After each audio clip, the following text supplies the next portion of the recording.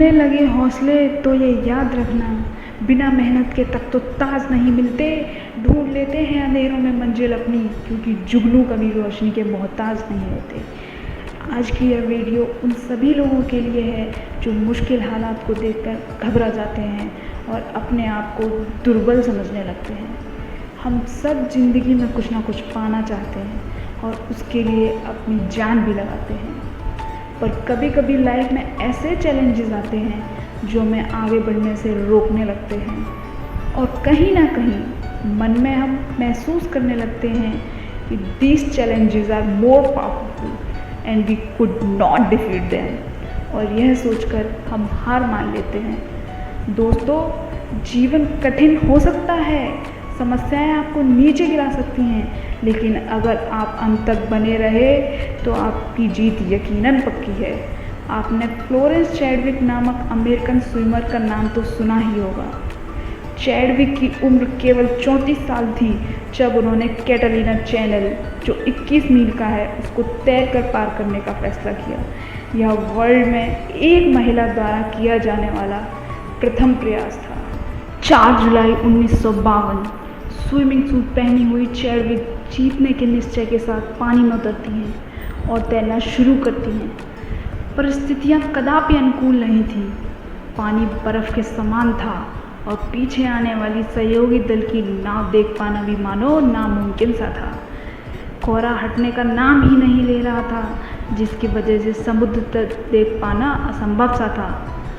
But unfortunately 16 घंटे की मुश्किल तैराकी के बाद चैडविक ने हार मान ली, पर जब वह अपने सहायक दल के साथ किनारे पहुंची तो मालूम हुआ कि वह किनारे से मात्र 1 मील की दूरी पर थी। घने कोहरे ने उसे अपनी मंजिल को देखने में असमर्थ बना दिया और लगा कि वह नहीं पहुंच पाएगी।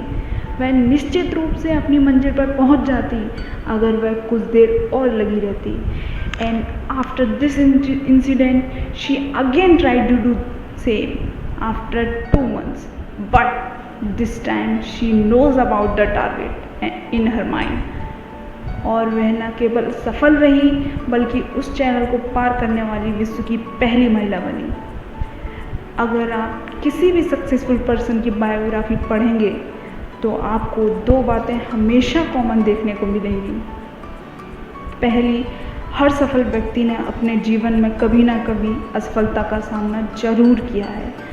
दूसरी, उन्होंने हार का सामना करने के बाद हमेशा दोबारा प्रयास भी अवश्य किया है। जब भी हम बड़े लक्ष्य को निर्धारित करते हैं तो अस्थायी हार और बाधाएं आना अनिवार्य है।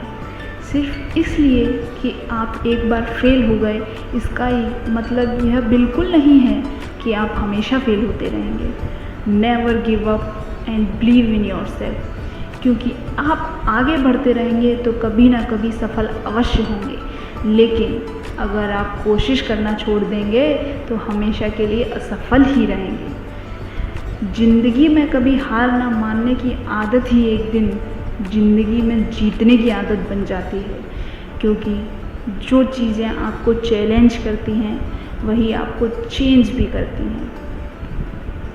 परिवर्तन से डरना और संघर्ष से कतरना मनुष्य की सबसे बड़ी कायरता है।